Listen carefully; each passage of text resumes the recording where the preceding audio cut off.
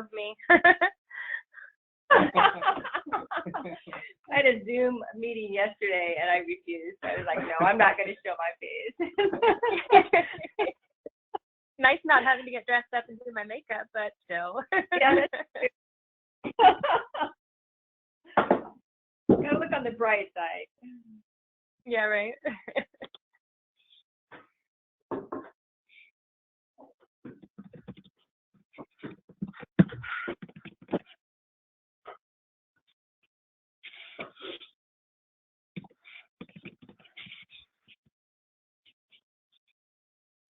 Good morning. This is Haley Middleton from CBHA. Hey, Haley. Good morning. How you?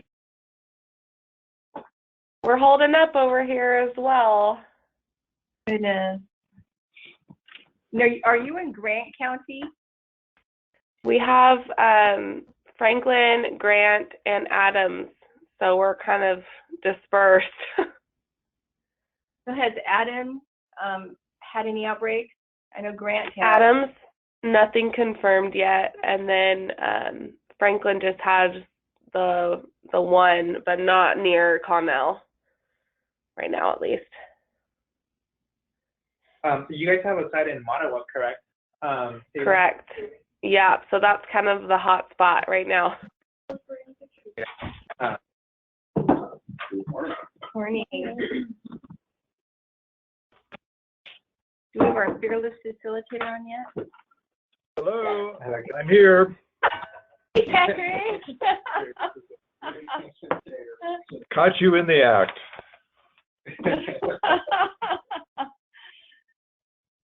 I guess I wasn't on mute. Sorry. So, Carol, you're going to take about 10 or 15 minutes? Yes. Okay, and then Lauren, about the same? Yes. Okay. Well, actually, between all of us, I think, Patrick, it'll be about 10 minutes. So it's like the pilot on the airplane that Gus comes on and tells you what's going to happen. And that's what we want to do just with the resources that Lauren has prepared and some of the things that we're doing. And then Diane's going to talk a little bit about the behavioral health, mental health resources. And we'll try to get some feedback on the resource list that Lauren has prepared. Good, so yeah. It'll be about time. Well, I think it's okay to take time on this. This is an important topic, and people may have lots of questions.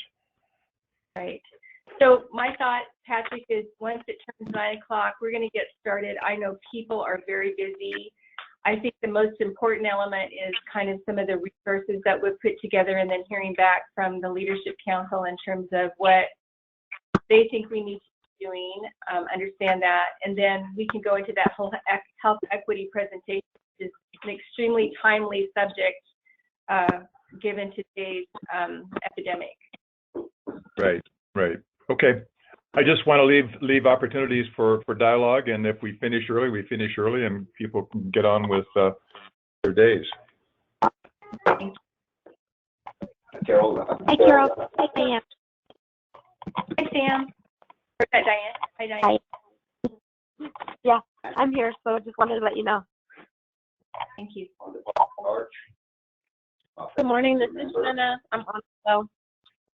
Thanks, Good Jenna. morning. Good morning. This is Becky. Good morning, Becky. Good morning, Kirk Williamson here. Hi, Kurt. Good morning, Kirk. Hi, Kendra's here from Catholic Charities. Hi, Kendra. Hey, Kendra. Good morning. Here. Who's there? Angela Gonzalez from GCACH. Okay, Angela, welcome. And Matthew from Lutheran Community Services. Hello, Matthew. Matt. Welcome. Nikki Morning, from Chaz Health. Okay, Mickey, do you want to go first, and then we'll take the second person? Nikki from Chaz Health. Hello, Mickey. Good morning. Yeah. This is Barbara Mead from Lord. Hi, Barbara. Welcome. Hi. Thanks.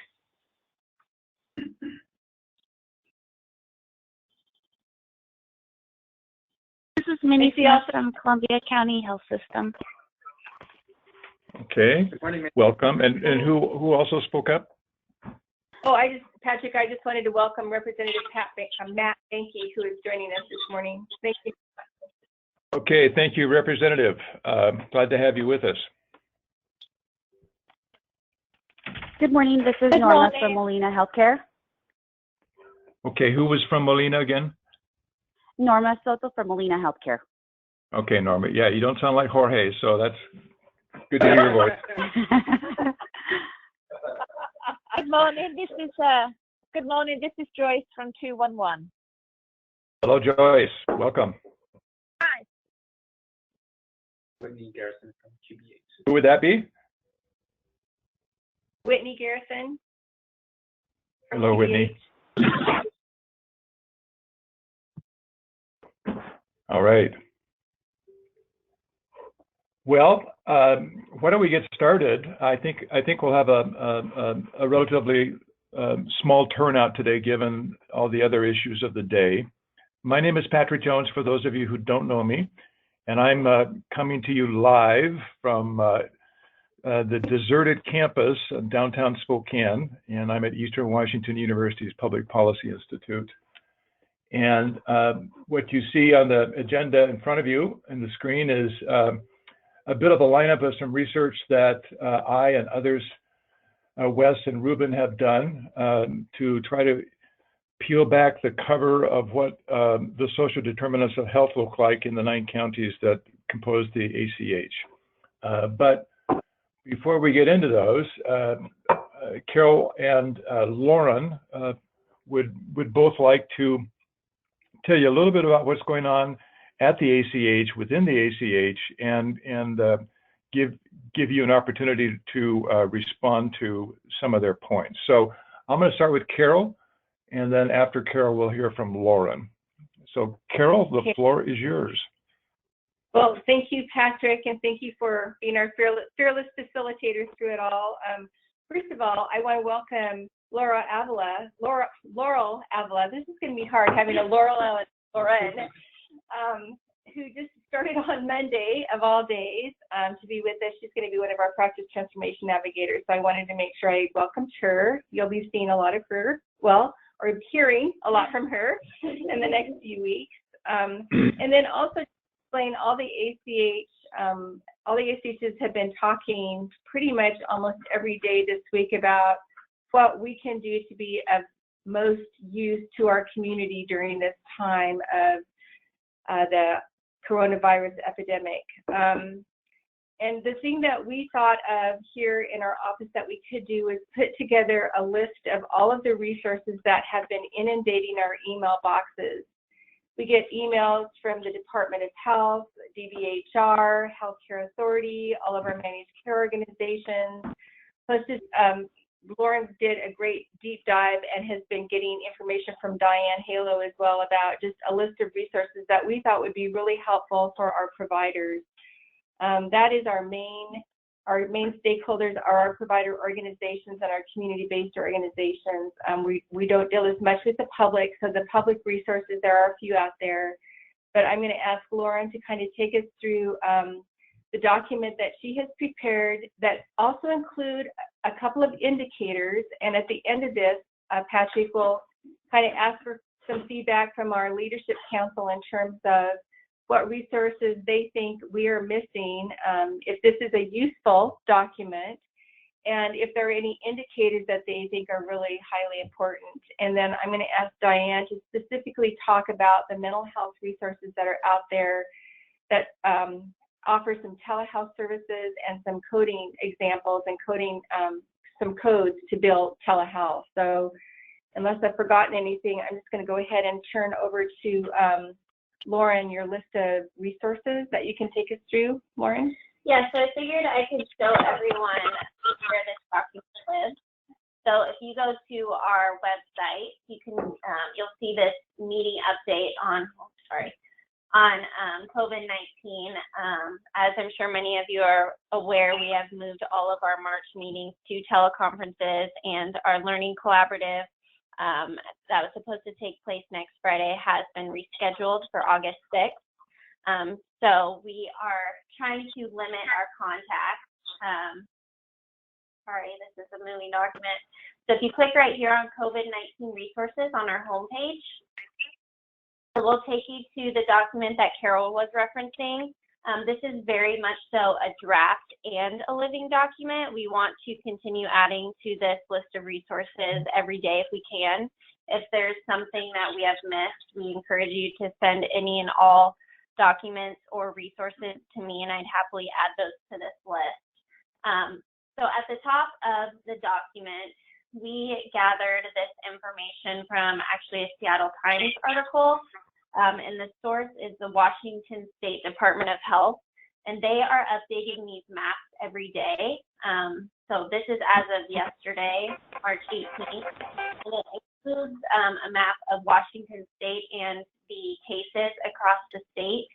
It also includes the tests. So this little orange box right here at about 1,000 positive cases, positive tests out of about 13,000 negative tests. So that gives us some hope that there are negative tests out there. And then this bottom graph just shows the amount of deaths compared to the cases in Washington State. And we plan on updating this constantly to give as much up-to-date information to our partners as possible. And then if you scroll down, here are the list of resources that we've gathered. I think there's about 5 pages. So how we organize these resources is by topic. And then we also list the source as well. So if you click on the topic, it'll take you directly to that resource. And that's the case for all of these resources. So I'm not sure how in depth you want me to go, Carol, but really these sources, the resources that we've gathered are from Washington State Healthcare Authority, Coordinated Care, Centers for Disease Control and Prevention, Ben Franklin County Department of Human Services, WIN 211, the National Center for Complementary and Integrative Health, and the list goes on. So really this list of resources is for providers, it's for clinical providers, it's even for the consumer, because we have consumer resource directories listed on there as well. I believe there's 3. So if there's any questions or feedback on this document, we would welcome that at this time. And so Diane, why don't you go ahead and go through the mental health resources and tell Lauren which resource you want her to click on. Which one is it? Well, honestly, I don't know which one it is on her spreadsheet, so I'm just going to kind of go through and explain a little bit about what the state has done. So for Washington State, they have allowed now the in-person service or face-to-face service to be telehealth now, and so they are offering some Zoom accounts for people to use it for their telehealth, and they haven't sent out the information on the Zoom yet. They're really wanting it to be for the rural health, people in the rural areas to be able to have access to do the telehealth. And they also have relaxed the requirements of licensing. And I've sent all this information out to the behavioral health providers. In the last couple of days, you'll see a couple of emails from me. Washington State Department of Health waiver for certain behavioral health agencies and license and certification requirements. There is a document that has the WAC codes that they have. Let's see what it says. they're only using these for now for the behavioral health agencies to provide assistance. And it went into effect as of March 17th, and it will stay in effect until the duration of this this COVID virus that is going on. And if you guys had any questions at all, please reach out to me. I can help point you to the right direction. Teresa from Healthcare Authority has been really great about sending any new information. And as soon as we get the information on the Zoom accounts, which will be also HIPAA related and HIPAA, the requirements for HIPAA and also 42 CFR. And so as soon as I get that information, I will send that out to everybody. There's also, you can use, Teresa said that you can use Doxy or VSEE. Those are the two other platforms that can be used that are HIPAA required, that are HIPAA compliant. So those are also available. And she said that there are free accounts for that. You wouldn't have to go through Healthcare Authority on those two platforms. Anyways, I'm not sure how much information you want me to give, Carol, but that's basically the gist of it. And like I said, if any of the behavioral health agencies have questions, I know some have reached out to me about certain questions, and I have pointed them in the right direction. So just I'm available to help in any way that I can. Why don't we pause right here and see if folks on the phone have questions either for Lauren or Diane? Any questions about the resources and any questions about the changes to the behavioral health delivery, service delivery?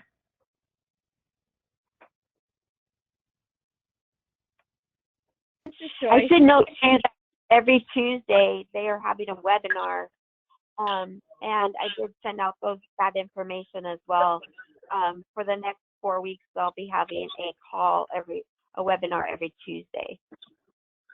I heard a comment coming.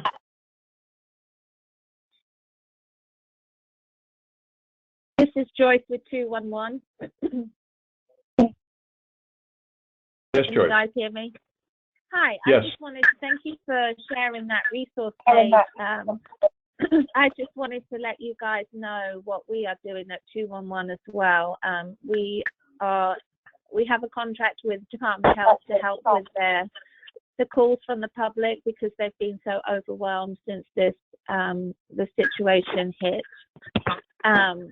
So currently the 7 call centers in Washington State are taking calls via the Department of Health call line. So people don't know that they're phoning 211, they just know that they're phoning the Department of Health helpline, and then we are sharing those resources from the CDC, DOH webpage to the public because so many of them have questions. We're receiving a lot of questions from doctors, paramedics, those in the medical professions, not knowing where test kits are or how to protect themselves and their families while they're working on the front line. So I really appreciate that this page is being created focused on our medical providers. Currently, just for our call center, we are receiving up to 3,000 calls a day right now. That's how busy it is with the public. Yeah. So I'm very proud of our agency. We've been able to get ourselves situated within a matter of a week to actually mobilize and help in this critical work that we're doing in the community. And so I just wanted to let you guys know that is also available out there. But thank you for sharing this page today. That's awesome. Thanks. Thank you, Joyce. And that's something that you can add to the list, right, Lauren?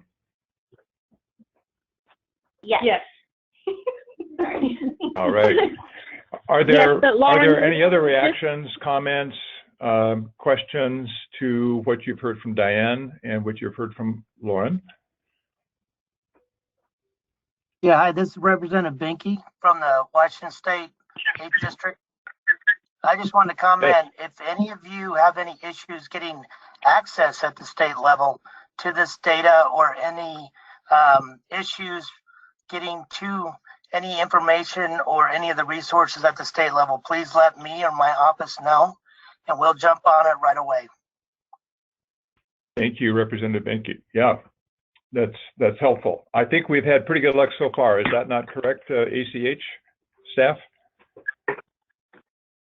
Luck?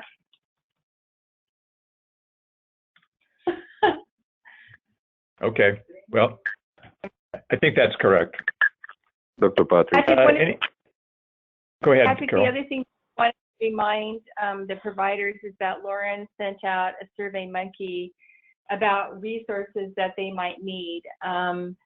There are, the Greater Columbia has a board meeting later on, and we are prepared to take this list of resources that our partners might need immediately that they can't get immediate funding for. So there was a Survey Monkey we sent out. We've received, I think, 28 as of this morning. 28 responses, and that will help us determine how much funding to set aside for immediate needs for our partners. So if you are contracted with Greater Columbia ACH or you want to take that survey, please let us know and we'll send you one. Otherwise, I think it went out to the 83 sites that are contracted with through our Practice Transformation Network. Look for that and please fill it out. Okay. Any other comments to the two brief presentations you've heard so far? Hey, Patrick, I just wanted to make a comment. Go ahead. Who is it? On Diane? those Zoom accounts, they will be through Healthcare Authority and they will not have a charge. I noticed that in the chat box. Teresa from Triumph had asked that. So as soon as we get that information, Teresa, we will send that out. Okay. Okay. Yeah. Thank you. And Diane, did you have some? Is that? Oh, this is Lauren. Okay. Sorry. Yes, Lauren. I also wanted to add in regards to the survey that Carol was mentioning on telehealth. I had Chelsea add the link to the survey in the chat box. So if you're interested in taking the survey, find the link in the chat box. Chelsea had added it. Okay. Any other quick comments? So Jorge, did you want to talk about alien emergency medicine? You said that was a resource that was available. Yeah, thank you, Lauren. I'm sorry I joined late, so I don't know if anything was shared about this, but the state has temporarily expanded the alien emergency medical service, and I think this is very important for everybody. That's exactly what it is, and I don't know if everybody in the audience knows about this service. This service for the undocumented workers audience have always been perceived as very hard to access. There's a lot of procedures they need to follow, and it's only for very high-end needs from them. This has been expanded to testing and treating of the COVID-19 temporarily. So I think it is very important for everybody to share the word on this, because it is a temporary expansion. All undocumented workers can get tested if they need, or if they're referred by their primary care physicians and community health centers, or whatnot, and they will be covered. So particularly for those organizations that reach out to undocumented workers and can communicate in Spanish in the region, it would be very important to share that. Thank you. Okay, yeah. Okay, this is Ruben. I'm not sure if I caught the Spanish part. Did you say that the HCA has produced this information in Spanish and maybe other languages so that we can disperse it? That's a good question, Ruben. I have not seen the information produced in Spanish yet. The rulemaking is in English, and the rulemaking is available on the Healthcare Authority's website.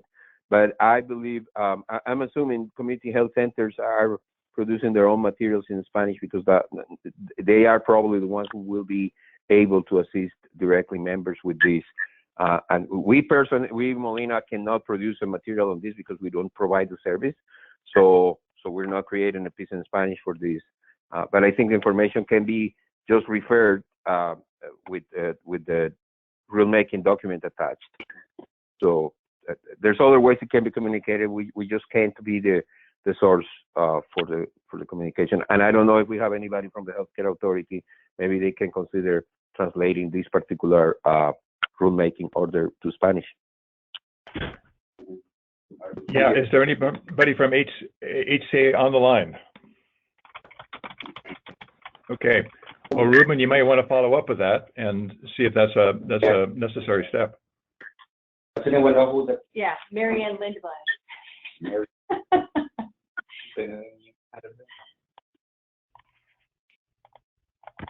Well, Okay, I think if you talk to Teresa, she can talk to the Office of Communications, and it's probably a faster route. Sure. Okay. Any other further comments or questions about the resource lists, plural?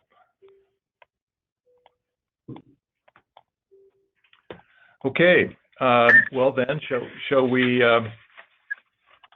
march on to the next order of business?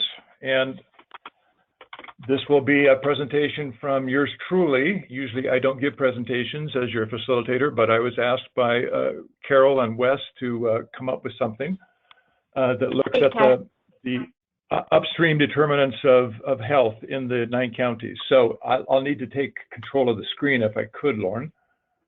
So Patrick, before your presentation, I was just going to tee it up with kind of the picture around what Greater Columbia is doing around health equity. So we have absolutely. Go ahead. Okay, this will just take a few slides. So this is such a timely topic to talk about today in terms of health equity is a really big, important concept for us in population health. You can go to the next slide. And then, of course, what is the definition of health equity? And the Healthcare Authority is actually working right now on their health equity plan and has taken this definition from the Robert Wood Foundation, which is health equity is when everyone has a fair and just opportunity to be as healthy as possible. And you can see in the diagram, equality sounds fair, but equity is fair. So you can see the 3 people reaching toward the tree branches all have different levels of platforms in order to be able to reach the tree. So what is just the definition of just is that it's morally right and fair. The Healthcare Authority's draft definition for health equity. So how does that relate to Greater Columbia? Well, way back in the day, Patrick, when you and I started this in 2016, the vision that we came up as for our organization is that the Greater Columbia region is a vibrant, healthy community where all individuals, regardless of their circumstances, have the ability to reach their highest potential. So I think we thought equity was very important at the very beginning of this. And the next slide is our mission statement, which is the mission of Greater Columbia ACH is to advance the health of our population by decreasing health disparities, improving efficiency of healthcare delivery, and empowering individuals and communities through collaboration, innovation, and engagement. Go to the next slide.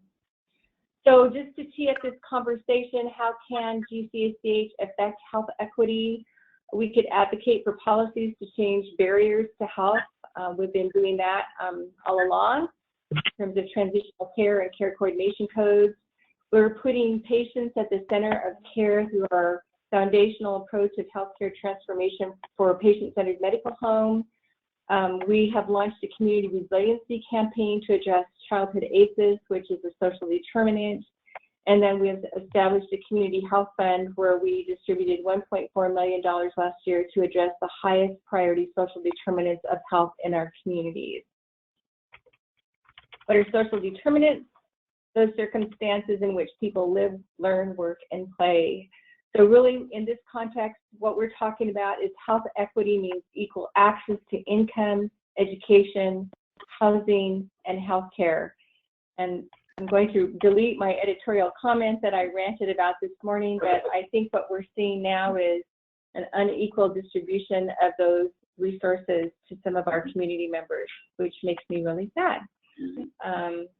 So that's what we're teeing up for today, is to let everybody know kind of where we stand. What do our indicators say about our ability to reach our highest potential. So we'll be hearing from Dr. Patrick Jones and Wes and Ruben from our offices to show us kind of where we sit in terms of this whole arena of health equity. So now, Patrick, we give the screen to you. Thank you.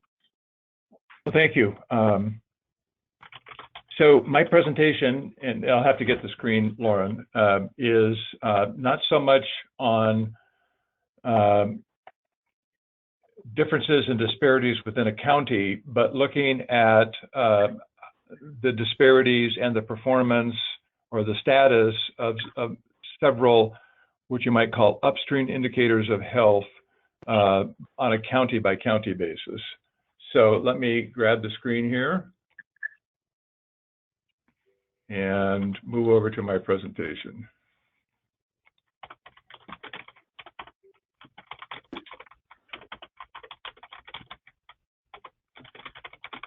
So as a few of you know, I'm an economist, and we tend to think that that there's a lot of sound arguments for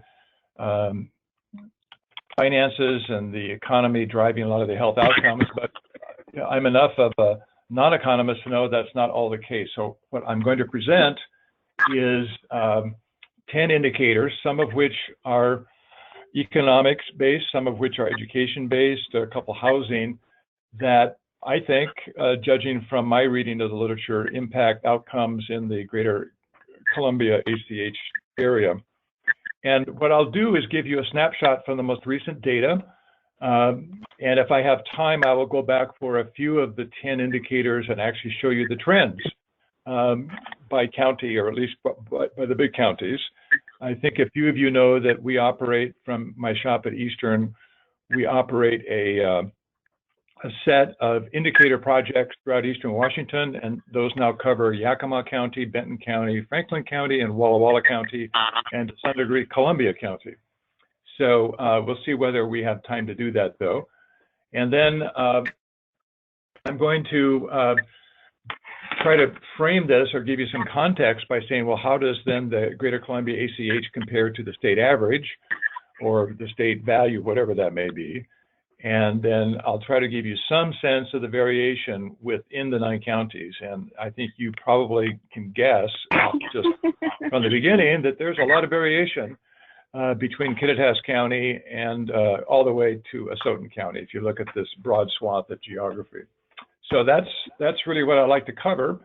And you're going to see this slide in a little more up close detail from Wes, but this is from the Robert Wood Johnson Foundation's County Health Rankings.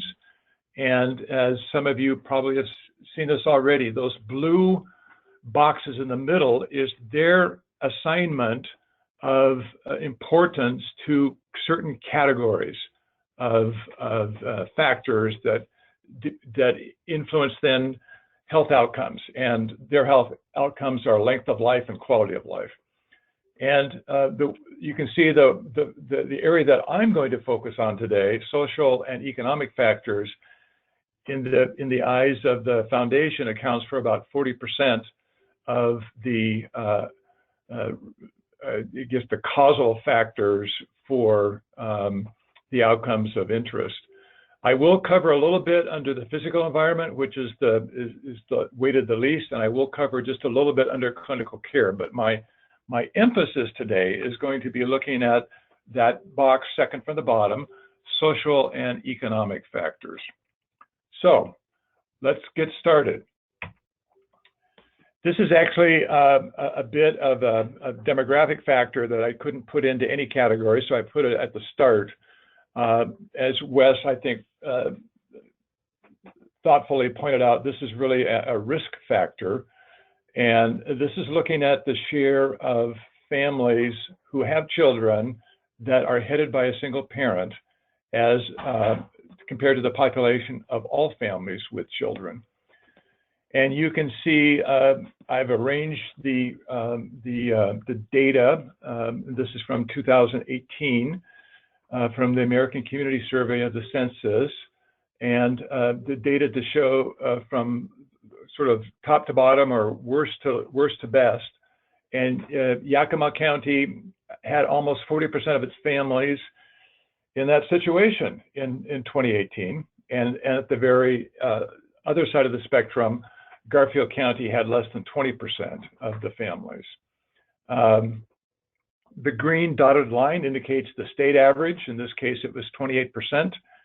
And you can see then Yakima, Asotin County, Benton and Franklin counties together, and to a lesser degree, Columbia and Walla Walla counties all had percentages of their families in this situation.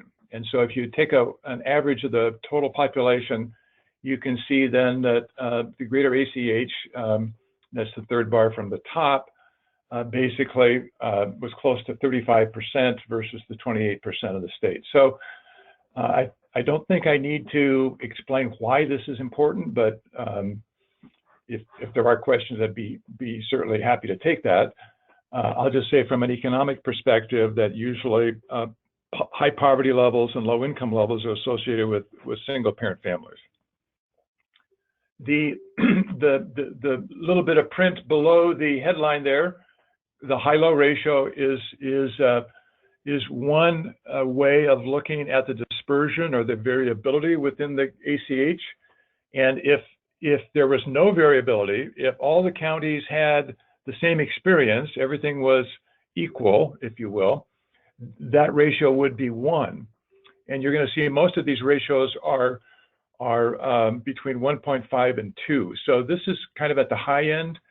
And Yakima certainly has far more than Garfield, which is what's being represented there. And then looking at the ACH as a whole compared to the state, you see that it's about 23% higher than the Greater Columbia ACH county average is 23% higher than the state. So this is just a bit of headwind that anybody has who's trying to deliver healthcare, health services, and in an equitable way, because as we know, these families have a lot more difficulty accessing healthcare. Any quick questions on that particular determinant? Okay, then let me get into some economics, and just let me start by saying if people don't have jobs, it's going to be hard for them to have good health. I think that's fairly obvious. So this is looking at the growth rate in jobs throughout the ACH over the last 5 years that we have data for. And in this case, the ACH actually performs quite well.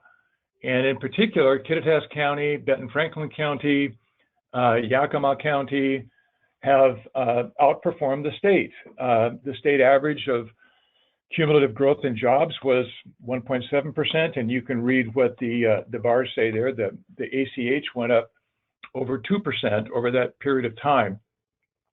On the other hand, there is a much different experience in Southeast Washington, and you can see Whitman, Asotin, Columbia, Walla Walla, and Garfield counties are all below the state rate. So a big difference in job creation here but I probably could have tried to create a dispersion ratio, but I didn't do that. But I think you can eyeball it and see that some counties are doing economically, at least by this measure, much better. Any questions on job growth? Okay, then a common descriptor or a common characteristic applied to the economic health of a community is its unemployment rate. And this is actually from 2019. This is quite new. And the state average for 2019 was 4.3%, the green line. And you can see that for every single county in the ACH, the unemployment rates were higher than that. And so that's a bit of a tempering note to what we saw in the prior slide, that we still have lots of people unemployed. And so even though we had quite a bit of employment growth over the last 5 years in the 9 counties, or in most of the 9 counties, we started out probably from a low base, And so the unemployment rate has come down, as I might show you a bit later, but it's still very high. And Yakima, again, being the highest at over 7%, followed by Garfield. And surprisingly, the Tri-Cities, Benton, Franklin, have an unemployment rate that's on average was close to 6% last year. The counties that perform the best are Whitman County and Asotin County, as you can see. So if you wanted to measure disparities on a county by county basis, within the 9 counties, you can see the ratio of 1.7 from the high to the lowest county. And that's considerable, I think, that there is that much dispersion. And obviously, you can quickly take away that the ACH has much higher unemployment rates than the state as a whole. Now, Wes is going to do a deeper dive on this particular indicator, but if there's one indicator economically, I think that tries to sum things up, how we're doing, it's median household income. And median is different than the average. It's for incomes anyway, it's a better measure of what the middle value is. And that's what we're trying to capture here is what does the typical household look like in the Greater Columbia ACH.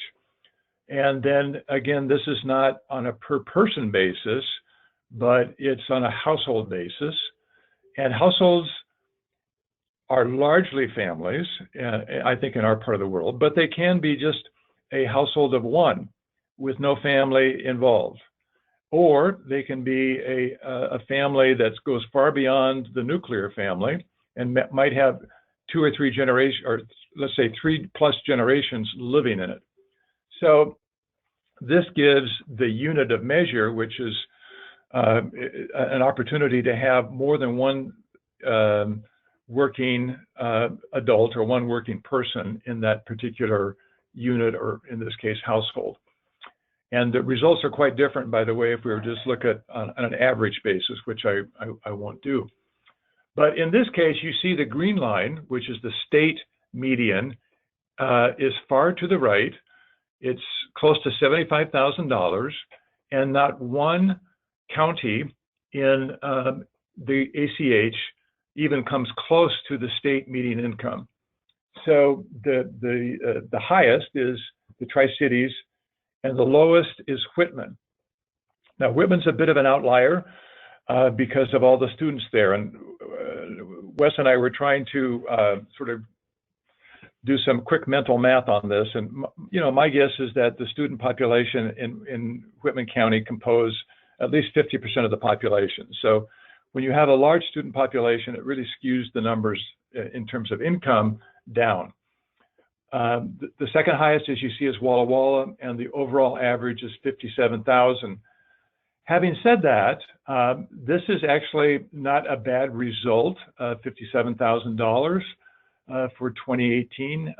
That's actually higher than Spokane County for the ACH. So you do have incomes that are modest compared to the state, but compared to big counties like the county I live in, Spokane, it's really not that bad. Any questions on household incomes then? Okay, you can see at the top that the ACH is 77% of the state median, so quite a bit lower. And I think I hope we all know the correlation between wealth and income on the one hand and health outcomes on the other. Now, this is taking a look at some of the same data, but in a way, it's actually done differently. And saying, what does the bottom part of that distribution of income look like? And so this is looking at what we call the all-age poverty rate. There's poverty rates for children, there's poverty rates for seniors, and there's poverty rates for working adults. But this is looking at the entire population. And to give you some perspective, the poverty rate threshold will change by the size of the family. And so taking a family of 4, 2 working adults, or 2 adults, excuse me, and 2 children, in 2018, I think the poverty threshold nationally, which applies to the ACH, was about $25,000. So anything over $25,000, be it $26,000 or $27,000, was considered out of poverty. And of course, that just doesn't make a lot of common sense, doesn't pass the sniff test in any way, and that's why we have in the rules of the Affordable Care Act that Medicaid recipients can be receive full credit or full payments from the federal and state governments if you're at 133% of poverty. But this is just looking at the 100% poverty level.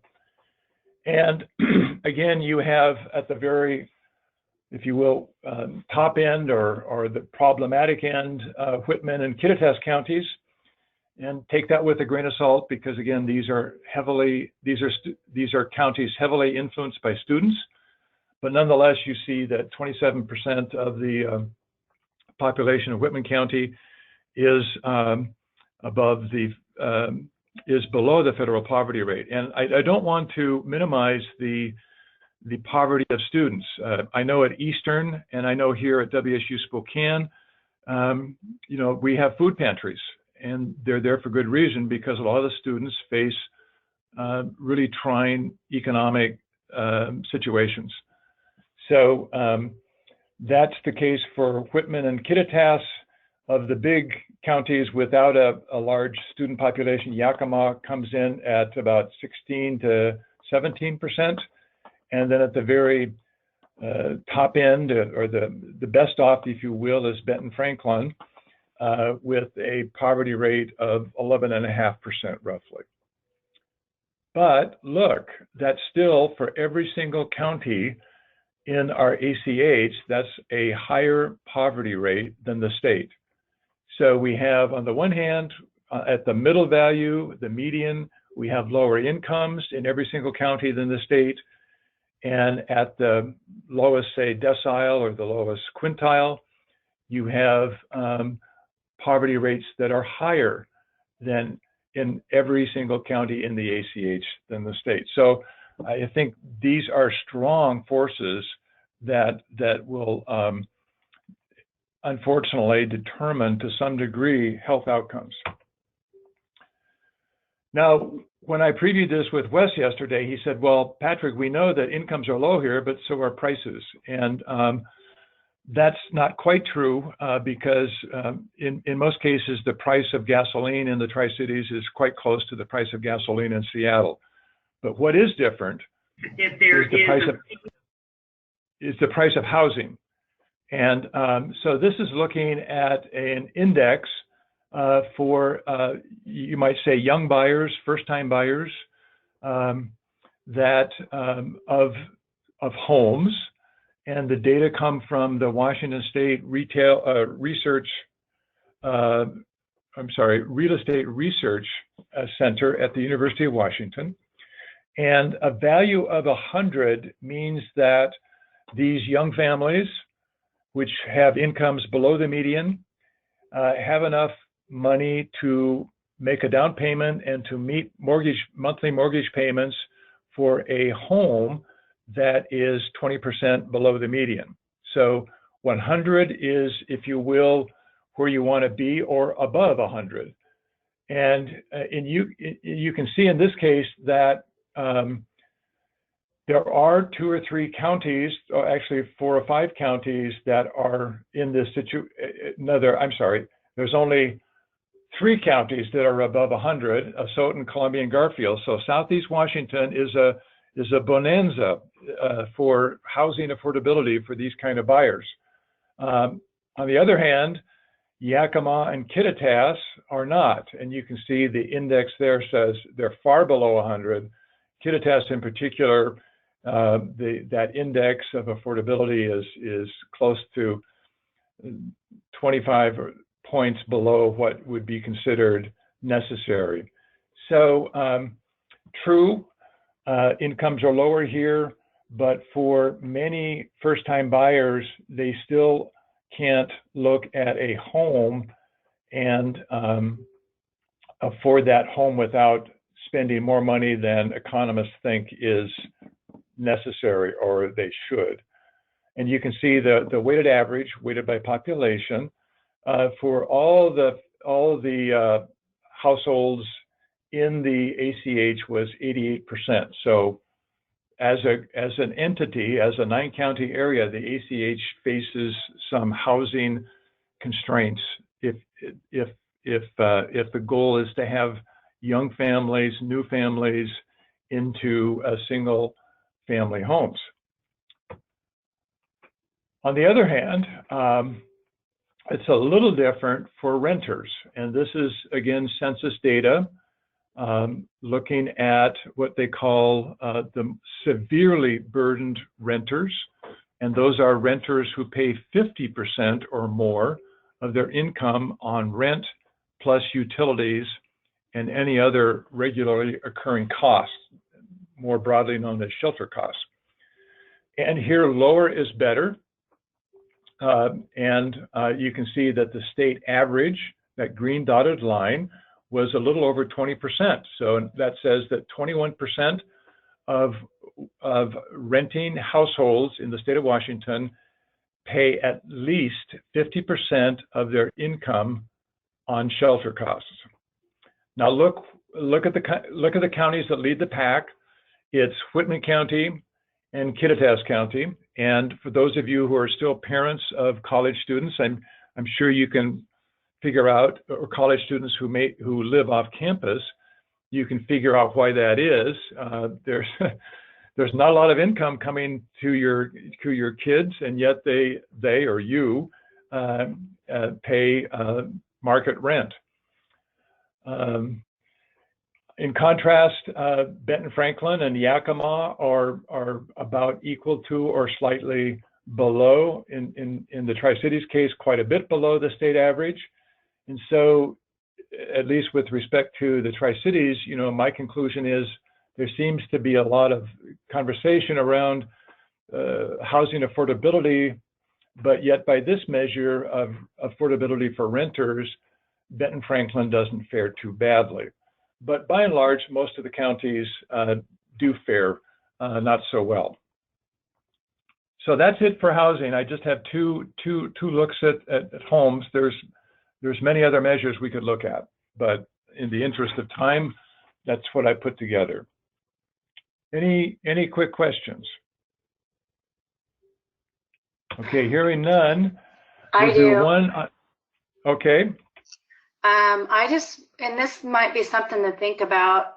Is the chambers getting involved in each one of these counties to figure out what they need to do to build more influx of people to come there to live, opportunities to build homes so rent may not be so high, and different job opportunities for each counties to, start the sustainability for people?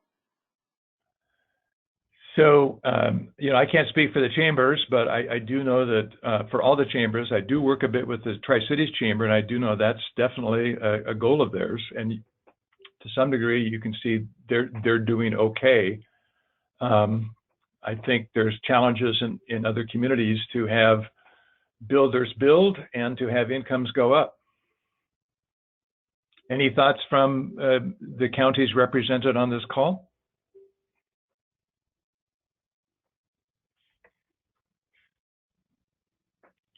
Okay.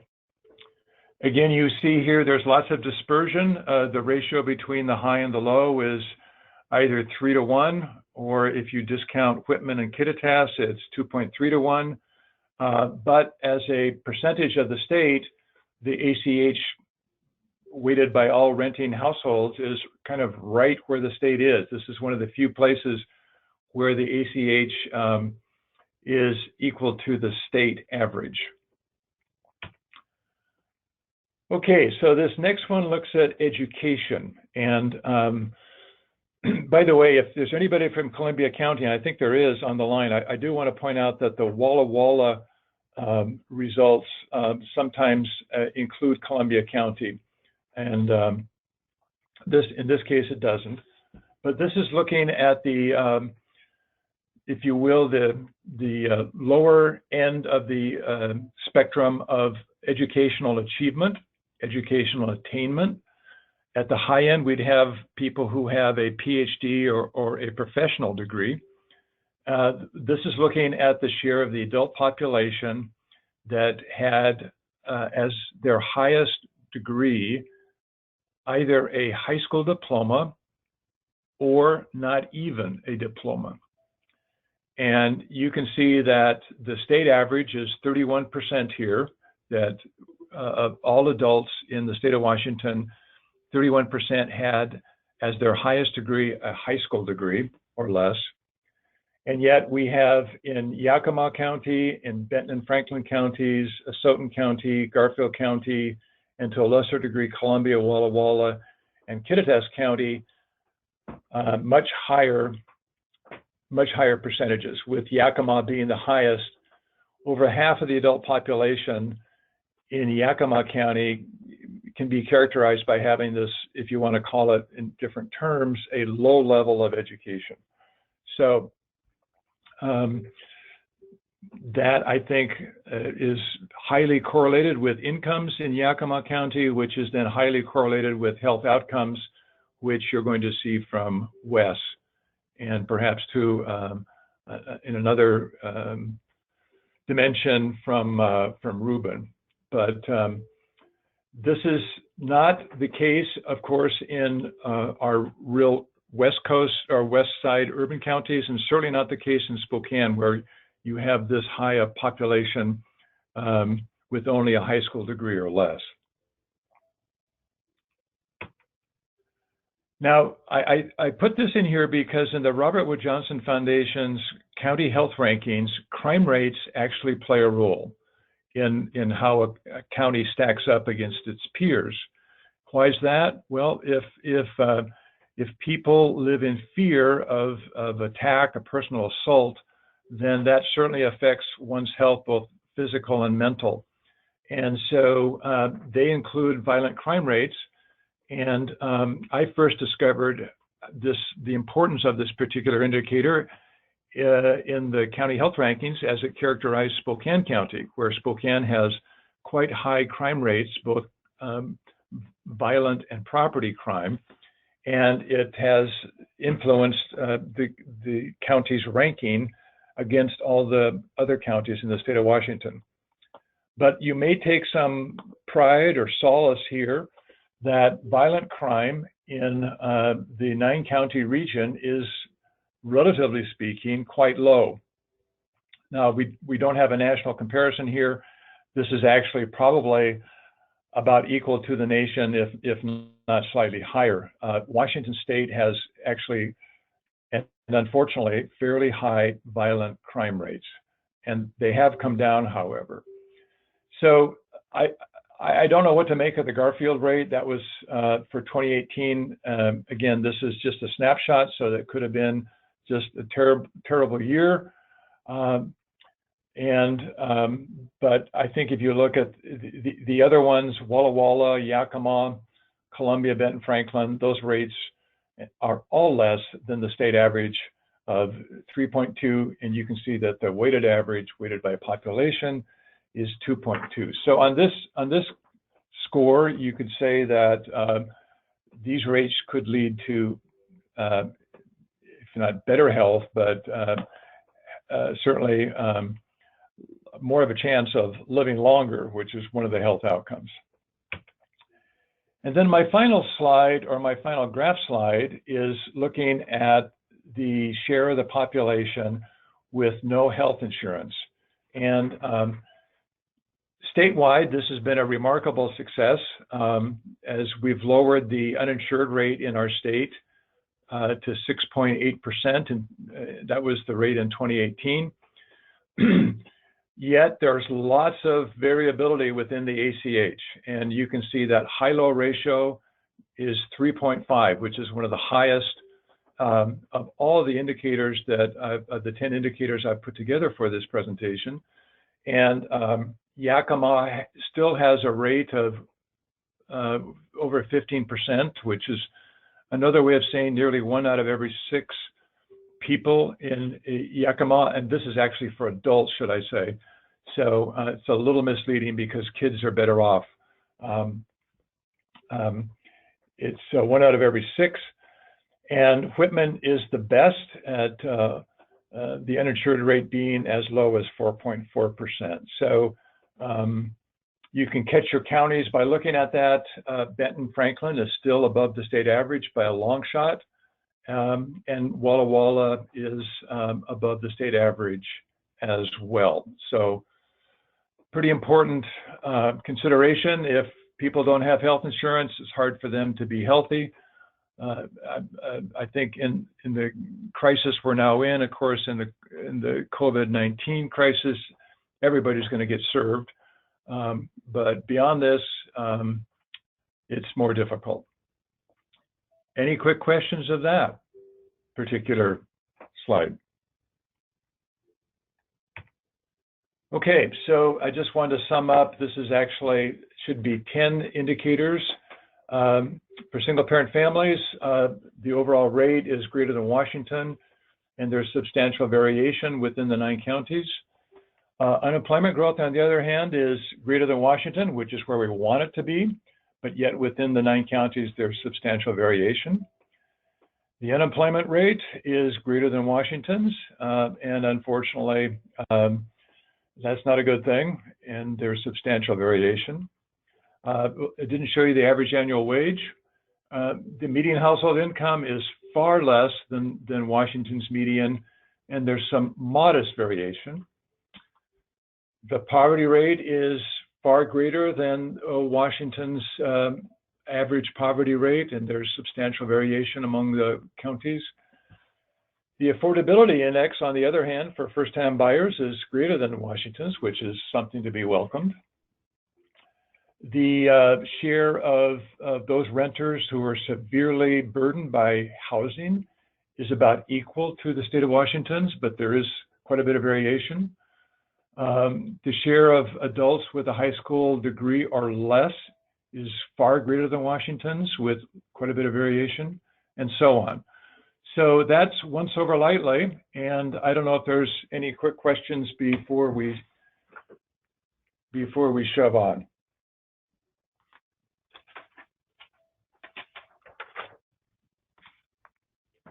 Okay, well, then I think we'll turn it over to Wes and have him look at health disparities.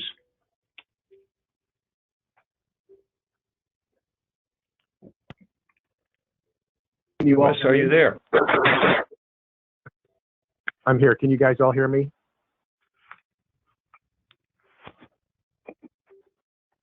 Yeah, we can hear you. Hello? Okay. Am I coming through clear? Yes. You are to me, Wes. Okay, great. So if you want to go ahead and turn over the reins to me, I'll go through my presentation.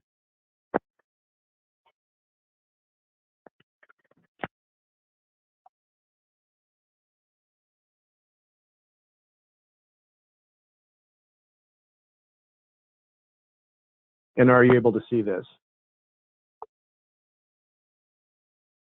We can see it, Wes. Yes. Okay, great. Thanks, Lauren. So I'm going to talk about the Robert Wood Johnson Foundation County Health Rankings. Patrick referred to this group of data. This is really a wonderful data source that the ACH has relied upon throughout the practice transformation project. The information is gathered through Robert Wood Johnson Foundation and the University of Wisconsin. They don't actually do the primary research. They simply aggregate the data together into tables. It's very informative, very useful, and I'm really happy to see that over time, they've done a great job about breaking down some of the major measures by race and ethnicity. Previously, there were just high-level roll-ups at the county level, which is not insignificant, but having an understanding of what's going on with subpopulations is really important to our work as it relates to health equity.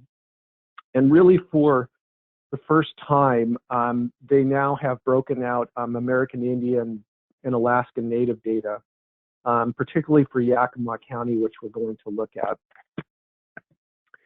So as Patrick talked about, this is the model that county health rankings use. Here they look at, the model recognizes that there are many factors that determine how well we live and how long we live. It's not just diet, exercise, and health that determines the quality and the length of our life, but it's also the quality of our homes, the safety of our neighborhoods, quality of our education. All of that fits into a holistic health model.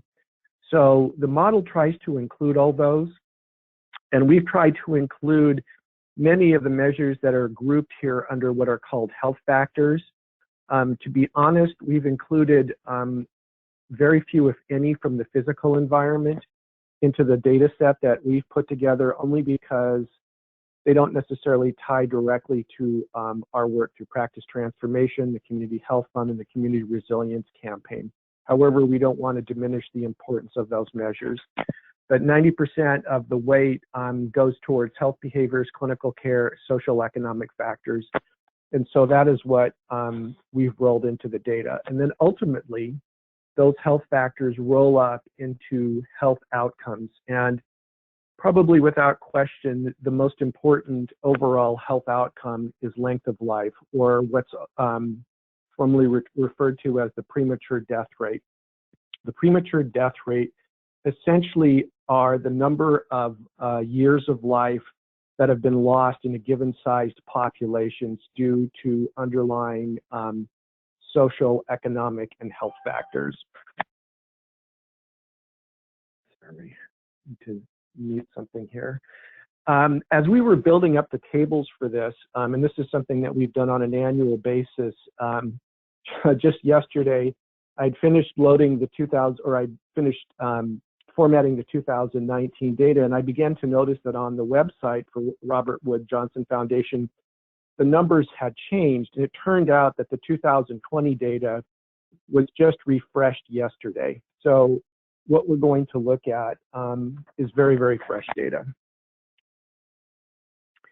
So this is how the tables look like that we put together to explain this. On top here, you can see these light blue boxes, which correspond to county demographic information. Below that, we have social and economic factors.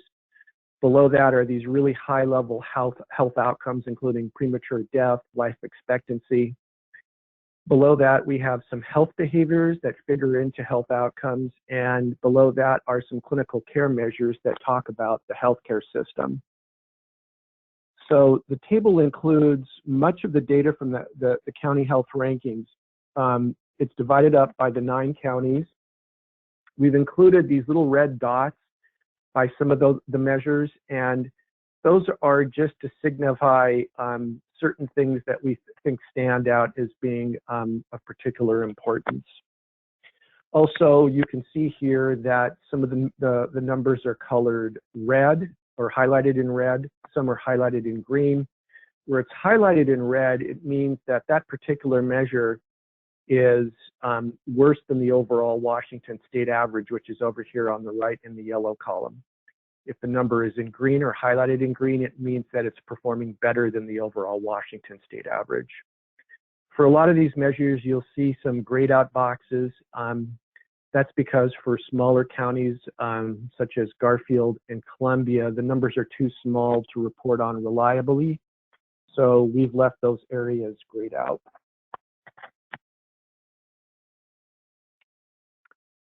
So this is really the high-level look. The measures that relate to health factors that go back here, which includes health behaviors, clinical care, social and economic, and physical environment. Robert Wood Johnson Foundation groups those together, and then they take the counties and then they subdivide them in quartiles. And again, this is 2020 data, and from here we can see that Yakima and Franklin County, their overall health measures put them into the bottom quartile, whereas for Walla Walla and Garfield, and I found that surprising, Garfield did well with health factors, and they actually scored into the top quartile. This is for health outcomes. Again, this relates to life expectancy, the premature mortality rate, childhood mortality, infant mortality. Here we can see in terms of the scoring, overall, Columbia County and Yakima County were grouped into the bottom quartiles, and Kittitas County and Whitman County were grouped into the top quartile. What I'm going to do now is actually go to the measure set and show you what this looks like. I hope to turn this out to the group at a later date. The reason why we're not turning it out now is because last night as I went through it, I noticed that something stood out and was colored wrong. There's a formatting issue that I have to get through. Needless to say, and we're not going to spend a ton of time walking through this, but I do want to highlight some areas that seem to be important. As Patrick talked about with median household income, the GCACH performs below the Washington state average, with the only exception being for Franklin County, whites, and even here, where you see 74,000 going down this column here, that's for the overall state average for all subpopulations, including American Indian, Hispanic, white, African American, Asian American, etc. So that average doesn't necessarily correspond to that ethnic or racial subpopulation, but to come up with some sort of coloration here, we've included it here. In general, though, all incomes seem to be below the state average. In particular, whites enjoy a considerable advantage in median household income over both the Hispanic population and the American Indian population going across each of the counties. Relating to this are children in poverty, and the story is similar here. For the most part, we score below the Washington state average, although there are some exceptions where we come close, as far as Kittitas and Whitman as being near or below. It's desirable to have this number be as low as possible. But overall, the GCACH has a higher childhood poverty rate than Washington state. And again, American Indians and Hispanics seem to have higher childhood poverty rates than do Caucasians or whites. Going down here, these are the health outcomes. Again, probably the most important measure here is the premature death rate. We can see that consistently, and this is something that I found fascinating both in 2019 and with this data, and we're going to talk about this in a minute, the white premature death rate is actually higher than the Hispanic ratio across each of the reporting counties. And maybe I'm stereotyping here, but I think that people assume that if there's a population that is socio or economically disadvantaged in terms of income and education, they would have poor health outcomes. Yet we see that to be the opposite here. This is also true with life expectancy, where this is where the coloration problem is. Actually, what's green here should be red, and what's red here should be green. You can see that Hispanics tend to have longer lifespans than white across virtually every reporting county. Next thing I want to talk about relates to sexual health. This is nothing new for those individuals who work in the public health community. We've known this for decades, that the sexually transmitted infection rate for most of the counties, in particular Yakima County, Whitman County is probably not surprising, as it's mostly a college population, but also Kittitas, Franklin, Benton. It's all higher, and in some cases substantially higher than the overall state rate. And here we can see that there is a differentiation in teen births that are also higher than the state rate, where Hispanics tend to have a higher teen birth rate than whites or Caucasians.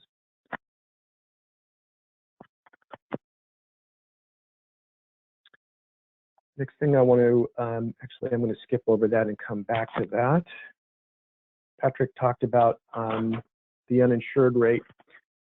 Of concern to us, and something that directly relates to our work, has been this historic low ratio of provider to population ratio. And what this number means is how many people are there being served by an individual provider. It's desirable for this number to be smaller rather than bigger.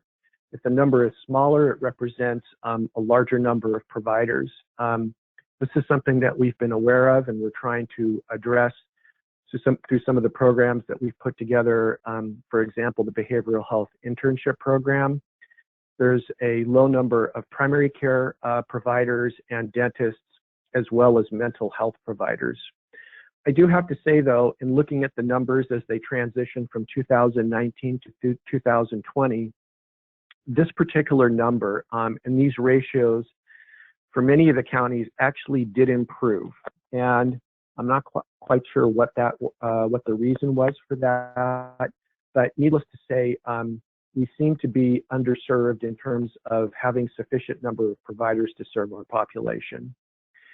And I want to see if there's any particular areas that stand out. Garfield is a standout here, and Kittitas is as well in terms of dental providers.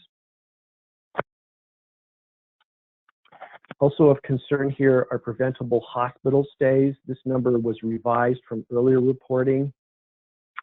And as you can see here, for certain populations, Asotin is a bit of a crazy outlier here in terms of American Indians and Alaska Natives, in terms of the preventable hospital rate. But in general, for whites and Caucasians versus other racial ethnic groups, American Indians and Hispanics tend to have a higher preventable hospital rate.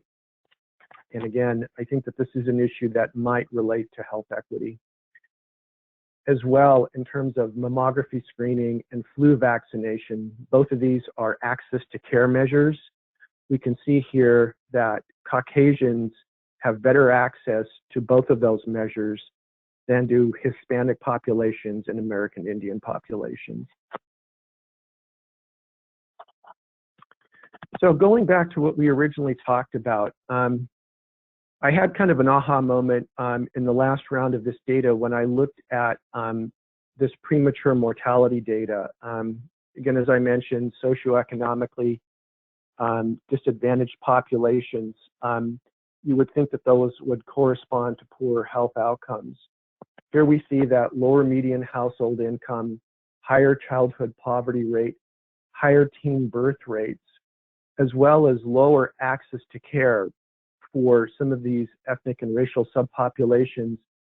For Hispanics, they would give us pause and have us be concerned. And yet, Hispanics tend to have lower premature mortality rates and longer life expectancy. And the question that we have to ask is, why is this going on? Well, for the data, it gives us some clues. First of all, if we look at the injury death rate here, we can see that whites have much higher injury death rates than do Hispanics across each of the counties. In fact, it's at or more than 2 to 1. As well, in terms of health behaviors for drug overdoses, where the data is reported, whites tend to have a higher drug overdose death rate than do Hispanics. So this points to the premature mortality rate. I went out and I did some research on this, and I found an article. In fact, I ran across several articles that talks about what's called the Hispanic paradox. And the Hispanic paradox says that Hispanic and Latino Americans tend to have outcomes that paradoxically are comparable to, or in some cases better than, those of their U.S. non-Hispanic white counterparts, even though Hispanics have lower average income and educational levels. The CDC reported in 2003 that Hispanics' mortality rate was 25% lower than non-Hispanic whites and 43% lower than African Americans. Some of the possible causes that I identified through the literature include Hispanics having lower suicide rates, lower accidental poisoning rates, including drug poisonings, lower lung cancer rates related to smoking, and lower infant mortalities overall. one hypothesis that has been posed has been called the barrio advantage, which is an interesting name. But the barrio advantage says that living in the same neighborhood as people with similar ethnic background confers significant advantages to one's health. In particular, in Hispanic neighborhoods, these tend to have intact family structures, community institutions, and kinship structures that span across households, all of which are thought to provide significant benefits to an individual's health. These are all really important protective factors, as I believe Ruben can speak to in his work. As we look at community resilience, we find that this idea of socialization is really important. In fact, the community health rankings identify social associations as being a factor that leads to premature mortality.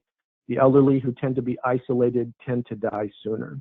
So this is really important. It's also supported by the research that's called Blue Zones that looks at communities across the world, whether they're in Sardinia or Okinawa or Loma Linda, California. Those populations that tend to have higher lifespans and longevity tend to have closer social groupings.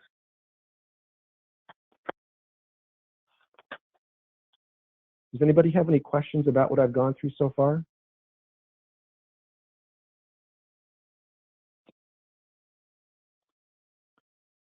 Okay, so going on, as I mentioned, the 2020 County Health Rankings is providing us this great look into some of these subpopulations that have previously been hidden to us in terms of race and ethnicity. And again, this ties particularly into health equity. Yakima is unique in terms of its size. It has 110,000 Medicaid beneficiaries, and includes around 45% of the total Medicaid population within the GCACH. So it's a very large Medicaid population, and because of that, the county health rankings data was able to provide us with some of this detail around subpopulations. That county also includes a large number of Hispanics and American Indians. So here we have some data that relates to particular subpopulations. These are data that relate to mortality rates and the teen birth rate. We can see here for the vehicle mortality rate that the overall average for Yakima County is 15. The state average is 8, so it's nearly twice the state average. Hispanics and whites are roughly the same, but we can see here that American Indians and Alaska Natives within that county have more than 5 times the motor vehicle mortality rate. For drug overdose mortality, as we talked about before, protective factors really confer some benefit to the Hispanic population over the white population, which is less than half of the white overall rate. However, here we see for Alaska Natives and American Indians that the rate is 3.5 times the county rate.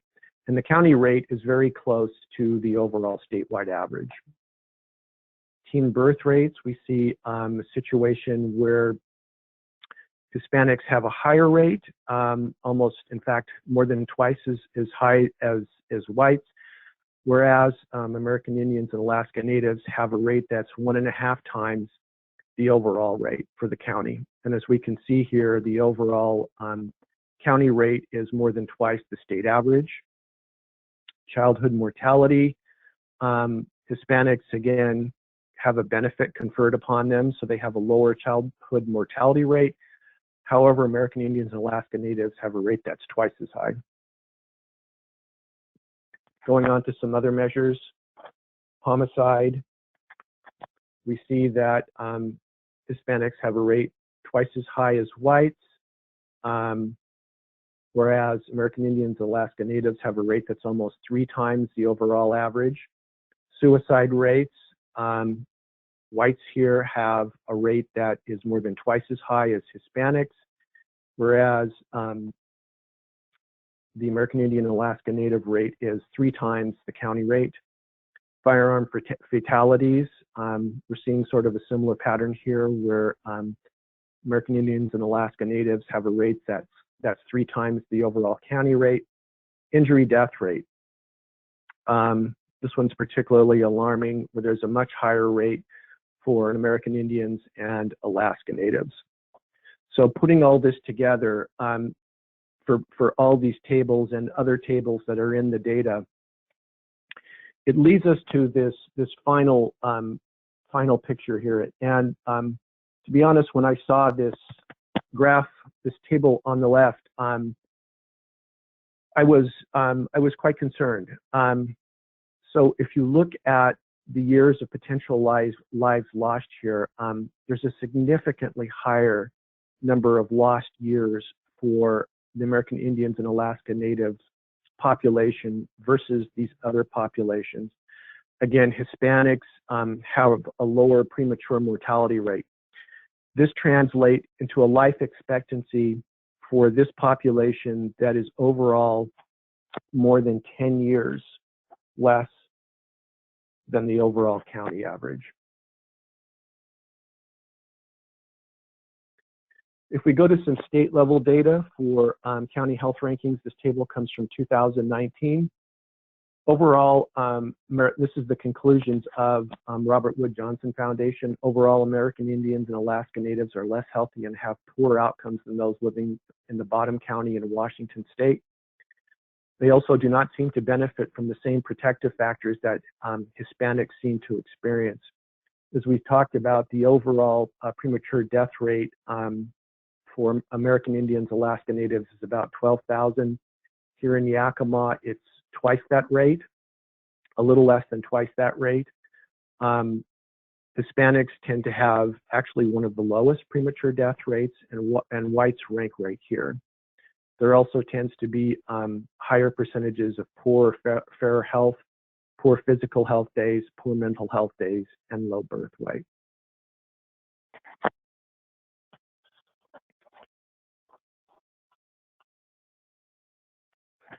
So in conclusion, what I'd like to also add to this conversation is that factors that drive health and health equity and how housing plays a role. Health is influenced by a range of social and economic factors, as we know, such as connected and supportive communities, good schools, having a stable job with a living wage, safe neighborhoods. All these are foundational to achieving a long and healthy life. These factors also interact with other important drivers in health equity. For example, housing that is unaffordable or unstable can either result from poverty or make poverty worse. Homes near high-performing schools and good jobs make it easier for children to get a quality education and for parents to earn a living wage. Living near grocery stores where fresh food is available or close to green spaces and parks, eating healthy and being active becomes easier. Lead, smoke, mold, and other toxins inside the home can lead to illness, as we all know. And high rental or mortgage costs make it hard to afford to go to the doctor, cover utility bills, or maintain a reliable transportation to work or school. All of these relate to what we call the social determinants of health, and all of these figure into health equity. And I'll stop there. Does anybody have any questions? Excellent presentation, Wes. Thanks for doing that deeper dive from the county health rankings in Yakima. And I suspect that could be done at least for the Tri-Cities. There's big enough subpopulations to sort of explore as well, right? Actually, for many of those measures, even the Tri-Cities didn't have a large enough American Indian and Alaska Native population to do that deeper dive. Otherwise, I would have brought them into this discussion. Okay. And Wes, I would like to point out, this is, go ahead, Ronnie. Okay, let's go with Ronnie and then the gentleman. Go ahead, Ronnie. I thought the Barrio Advantage was really interesting because working with the Hispanic communities that I have, I always found that the caregiving that they give to one another when somebody is sick, when neighbors are in need, that they're always collectively there to assist. And I just appreciate you bringing that forward. I'm wondering what the coronavirus would be in terms of those things. You know, I would like to see what this pandemic does as far as looking at some of those things and what we do in this kind of emergency and how our communities fare.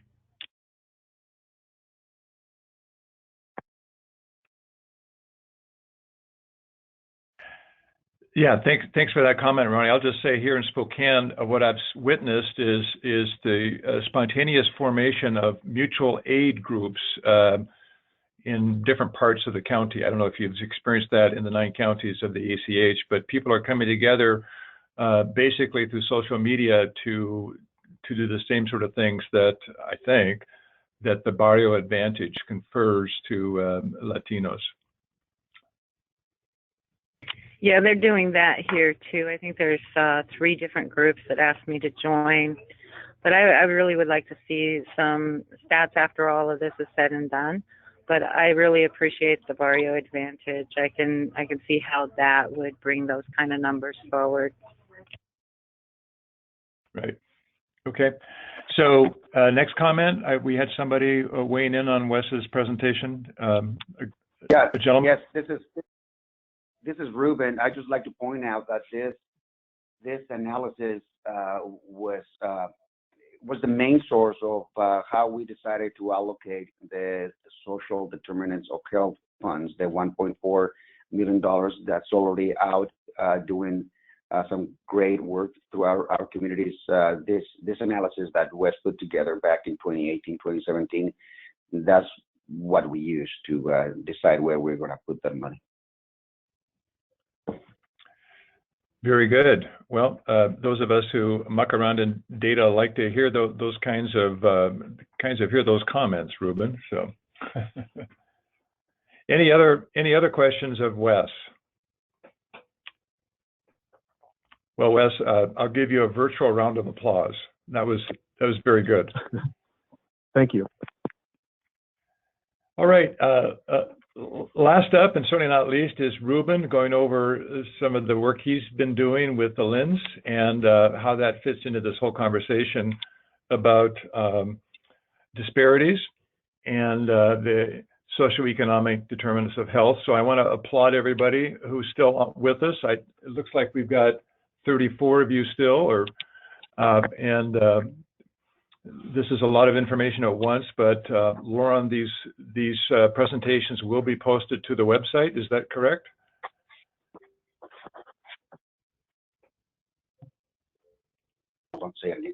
Yes, so I'll be posted to the website. Sorry if you're on mute. All right. Okay. Well, Ruben, are you ready to go? Yes. So we're going to skip to towards the end to share some information that most of you probably haven't heard about.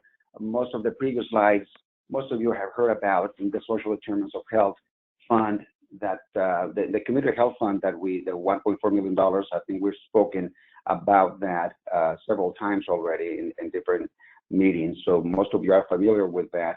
And also most of you are familiar in general terms with the community resilience campaign pilot that we're running in Yakima right now to address ACEs and to build community resilience. So you have the basics on that. So what we're going to do today, I'm going to show you in more detail the rationale for doing the pilot in Yakima and not in other towns. So we looked at some very, very detailed information on about 18 school districts through our 9 counties, and we looked at 49 indicators, and I'm going to share with you just a few. And I'm going on the 4 districts that we found were showing up in critical levels in the most indicators. So we're going to I'm going to show you some information on Toppenish, Yakima, Clarkston, and Sunnyside. These were the 4 districts that had the most indicators showing up. And again, we're going to also only look at just a few indicators, probably some of the most meaningful. So here we have, like I mentioned, we look at domestic violence. So this can be considered adverse childhood experiences. Children going through this kind of toxic trauma, living in households where there's domestic violence, victims of childhood abuse and neglect, temporary assistance to needy families, and birth to school age mothers. So these indicators can be considered ACEs. And by the way, this is a stats from DSHS, 5-year stats up to 2018. And as you can see there, the domestic violence rate and this 1.75, 2.99 rates. It's very hard for me to understand how they arrived to that, but as I can read, this is the standard deviation above or below the state rate, and they use a complicated formula based on the numbers from each school district, and then they throw in 1,000, and then they throw in other communities. So just understand that those numbers mean standard deviations above the state rate or below the state rate, okay? Don't ask me to tell you exactly how they came out with that. Maybe, yeah, I don't want to muck around. So as you can see there, in the domestic violence rates, Yakima is the highest in our 9-county area school districts, and Clarkston has the lowest rate out of the 4, but still it's pretty high up there. It still is above the state average. And then we look at victims of childhood abuse and neglect, and again, this is information from DSHS. You see Toppenish there being the highest, then Clarkston being the second highest, and Yakima third, and Sunnyside actually being below the state average. And Sunnyside is going to show again some pretty decent rates in another category on the next slide. So we move on to the temporary assistance. As you can see there, Yakima again is the highest, Sunnyside the second highest, Toppenish third highest, and then Clarkston. Birth to school age mothers. We saw that stat earlier as well. As you can see, Toppenish is showing up as the highest here again, and then Sunnyside, Yakima, and Clarkston at the bottom. Okay, next slide. And people know that the reservation is in Toppenish, right? Yes, yeah, the reservation is in Toppenish. But this number though, this is state public schools. It's not. It doesn't include tribal schools. So that's I think also important to understand. Okay, so this you can probably see these 4 categories as consequences of childhood ACEs. And this may be childhood ACEs as well, but you can see some of the result of childhood adversity and the toxic stress, what toxic stress leads up to. As you can see here, high school cohort dropouts. You see there, Yakima again, the highest. Toppenish, second highest. Clarkston, and Sunnyside. Still above the average, state average, but not as bad as the other school districts. On the top right, violent crime arrest for age 10 to 17. Another result of adverse childhood experiences, perhaps. As you can see there, Yakima again the highest, then Toppenish and Clarkston, and Sunnyside actually below the state average. Bottom left, property crime. Look at Clarkston. You know, it just made me wonder, you know, why the big difference there. Anyone from Clarkston here this property crime, I imagine, just, I don't know. I have no idea what that might mean. Graffiti, destruction, vandalism. All those kids from Idaho. Who knows what's going on? Yeah. Interesting. And then on the bottom right, that's not from GCACH, that's from the Office of the Superintendent of Public Instruction. So at the time when we put this together, I only had 2016 information available. So the chronic absenteeism is considered, you're chronically absent if you miss 18 days out of the school year for whatever reason, whether it's excuse, whether it's medical, it doesn't matter. You are considered chronically absent. I think it's 18 or maybe 20, but it's somewhere around there.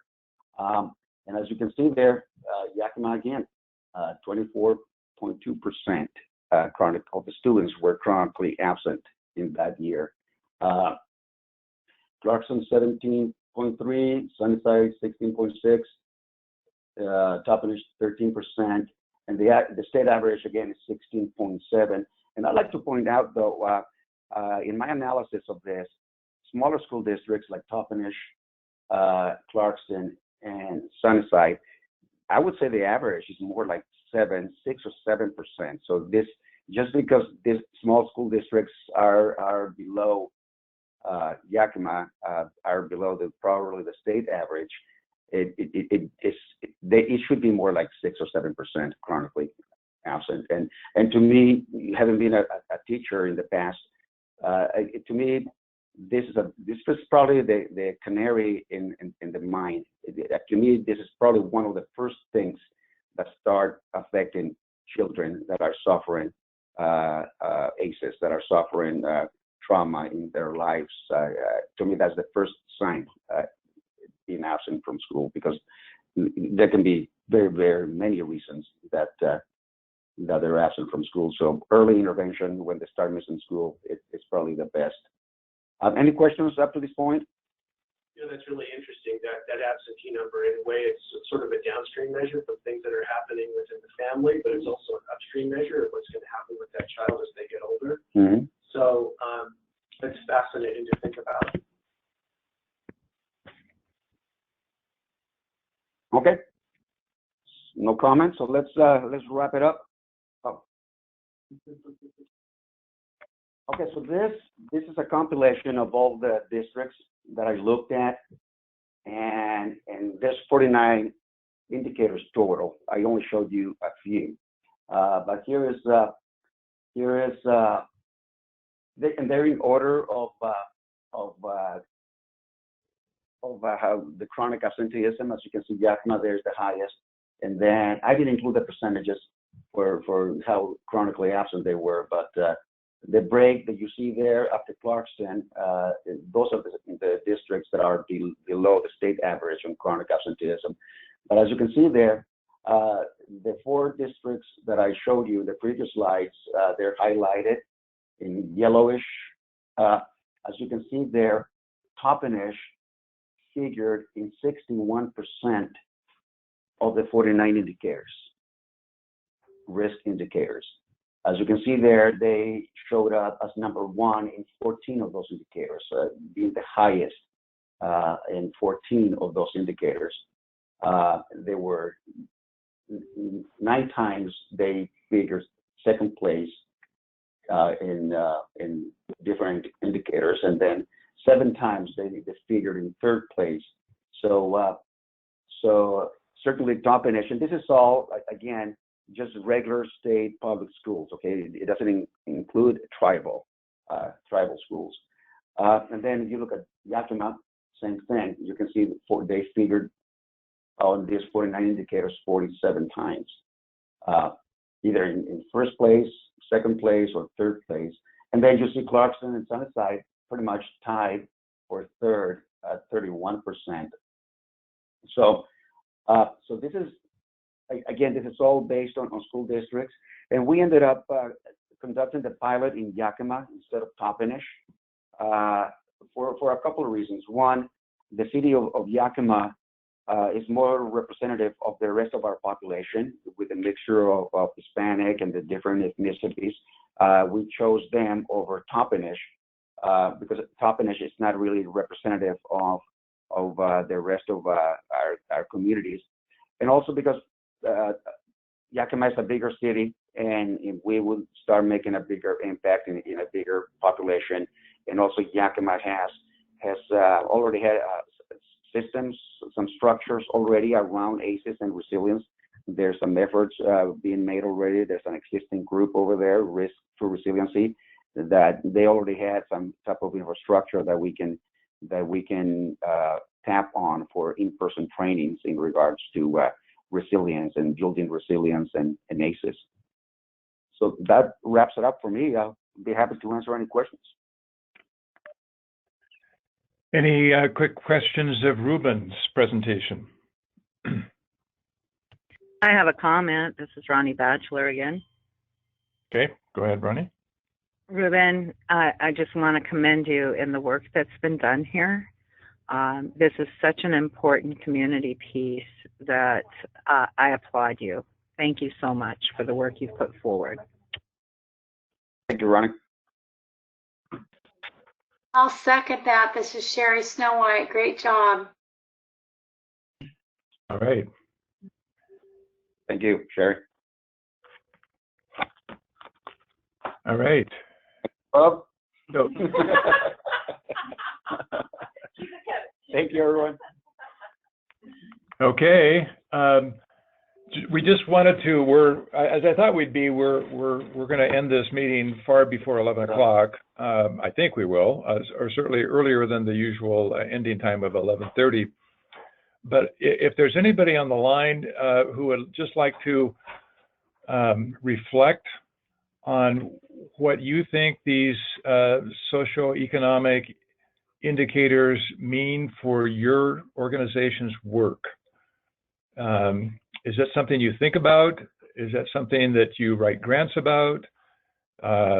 Is it something you think that you might even be able to move the needle on? Because I think the literature is pretty clear is that we are dealing with a lot of clinical concerns, but so much of the determinants are upstream of the clinic. So any quick thoughts about your organization's response to these factors or these determinants? I know this may be a little awkward over the phone, and if it is, we can reserve it for an in-person meeting sometime.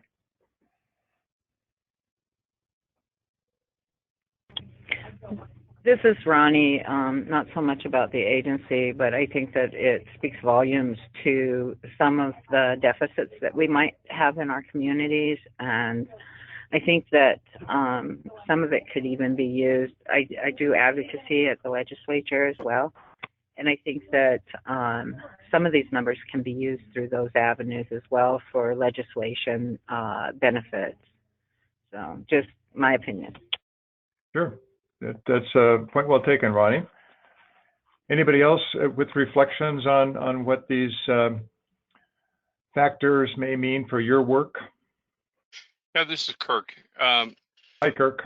Right now, the level of the amount of information available is almost at the point where it's frustrating in its sheer volume.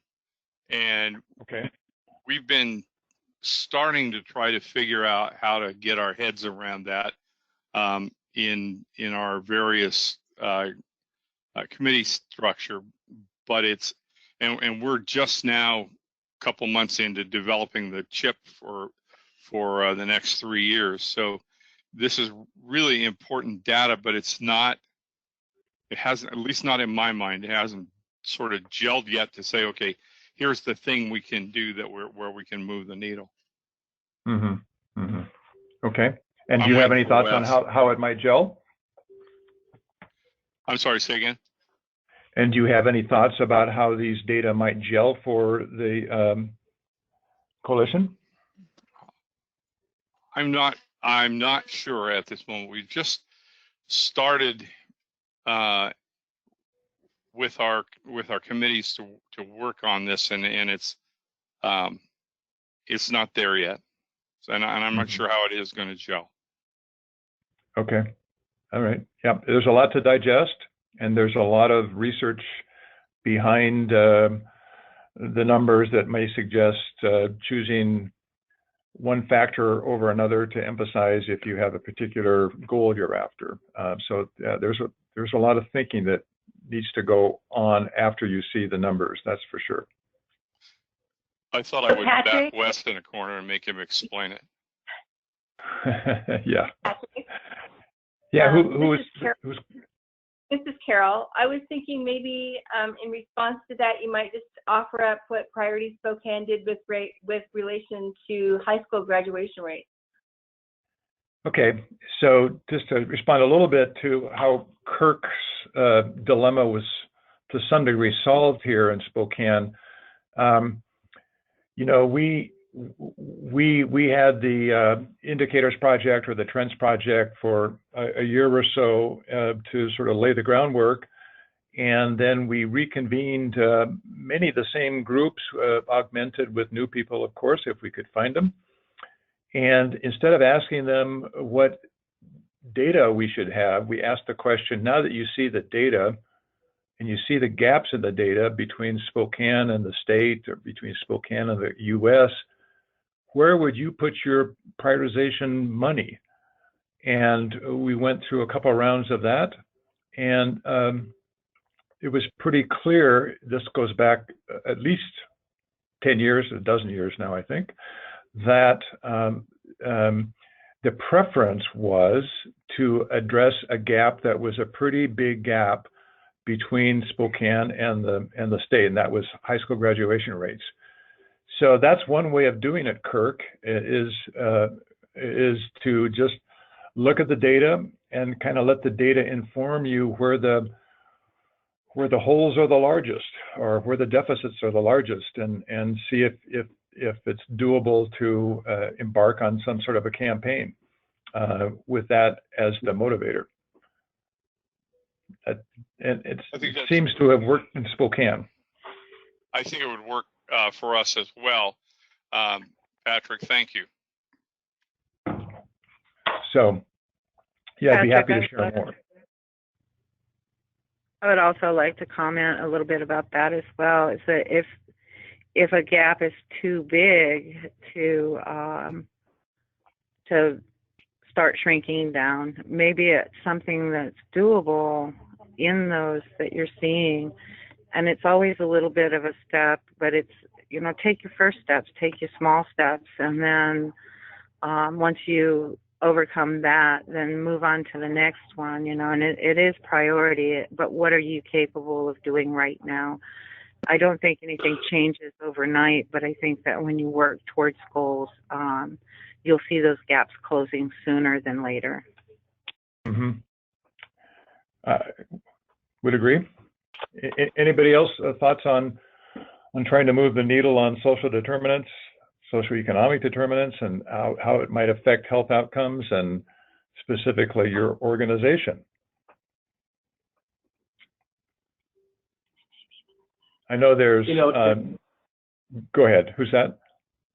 This is Wes, just to pick up on something that Carol kind of whispered, and if I understood her, and I agree with this, you know, I think it's best to sort of press the easy button if you can in this, in terms of trying to move the dial on a bunch of different measures, which can be insurmountable for some communities. Focus perhaps on just one thing and drive towards that with a community response on something around a collective impact model, which we've tried to develop through the local health improvement networks, through our counties, and now through the Yakima Nation. This is something that's vetted in evidence-based practice and is shown to be effective. But again, keep it simple and focus on just a really, really small handful of measures. And I think we shared with I forget what organization was the one that interviewed us about what we would suggest. Remember, I think one of the suggestions was that we have a coordinated effort throughout the state and to have consistent funding for that. I forget the name of it, that organization that we talked to. Right. Thank you, Wes. I think that's certainly been the Spokane experience, not biting off too much at once and trying to stay focused on, in the Priority Spokane experience, just one issue at a time for 3 to 4 years. So, because some of these social economic determinants are difficult to budge, or the values are difficult to budge, and so you have to have a bit of a long-term perspective, and you have to be realistic about what your resources are. Right. Yeah, Patrick, this is Carol again, and I just wanted to say thank you for that comment. I'm sure that people are wondering, because we put so many resources into patient-centered medical homes, and some other ACHs have spent more, I think, in social determinants. The challenges across the 9-county region and really trying to move the needle. The whole Medicaid transformation program is about, unfortunately, really moving the needle, and some of these indicators take years and years and years to move. And so we knew that in the outer years, the only way that our providers would get paid was if we were able to move the needle. So we have concentrated on the foundational transformation changes within our clinics and our hospitals, and are trying to get out to those social determinants in the ways that we've already suggested. And I think we're at a place where we're looking at our cash flow and wondering, okay, so what else can Greater Columbia effectively do for social determinants of health in the near future? A conversation that we'll be having with the board, but just wanted to relate that information. Thank you, Carol. Yeah, that's I think that's relevant information. Those are hard choices to make. Anybody else on the line want to weigh in from, if not your organization, from your geography, from your county, from your town, about what you just saw from Wes, Ruben, and myself?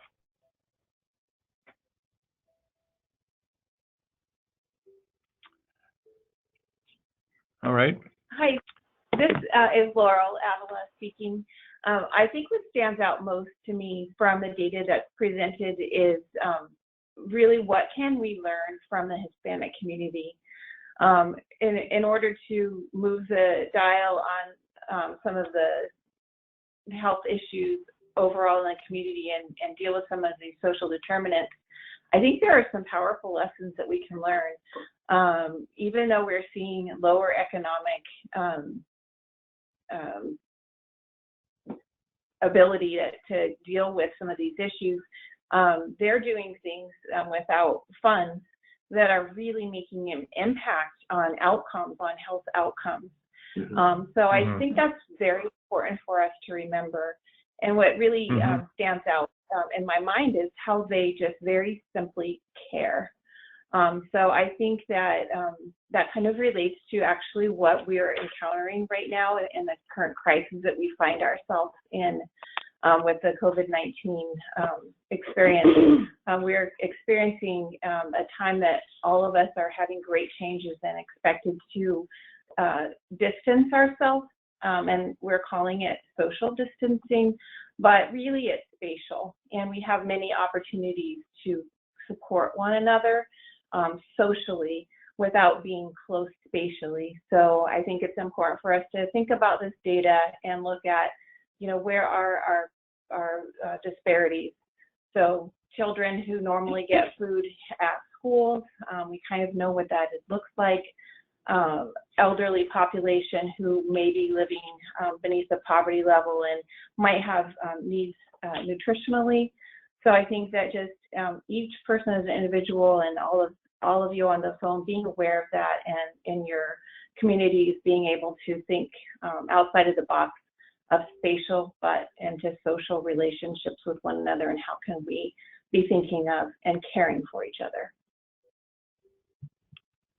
Hey, I just wanted to chime in on that a little bit. What I've learned is a lot about the blue zones and life longevity, and I think that's probably what's going on a lot with the Hispanic families. Everybody sticks together, they help each other, And I think if we incorporate more of that community love, like you're talking about, helping one another and truly being there, I think that makes a big difference in your life expectancy.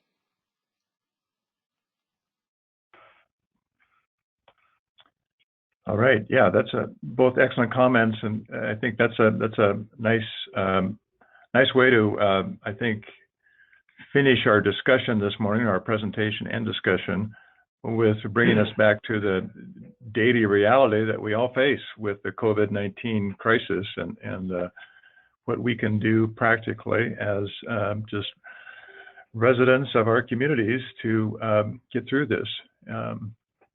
So it's great to have that kind of inspiration that Wes was able to uncover for the Hispanic communities in the ACH. Carol, do you want to have any parting words about the ACH and what your plans are for the next couple of weeks, or is that still in flux? Well, I think, for now, we'll be sending out weekly resource lists and messages that we're confirmed to have virtual meetings through the month of March, and I suspect that's probably going to last through April as well, as we hear more information about how long the COVID-19 is going to be impacting our communities. So we thank everybody for calling in this morning. I think, we're fortunate that we are well set up for virtual meetings. All of our LINs are contracted to have virtual capabilities so that they can reach out to their communities to do what Laurel was suggesting in terms of, yes, physical distance, but socially we really need to stick together, as we've been hearing. So we're just trying to do our part, and if the Leadership Council thinks of other things that the ACH should be doing, please let us know. Anything else, Lauren? It's going to be hard. Don't worry, I'm forgive me in advance. It's all good. All right. All right. So thank you for those closing comments, Carol. And I think then we'll adjourn the meeting at a little before 11 o'clock on this week in March. And we wish everybody to be healthy, happy, and safe. Thank you, Patrick. Meeting adjourned. Yeah. Thank you. Bye-bye.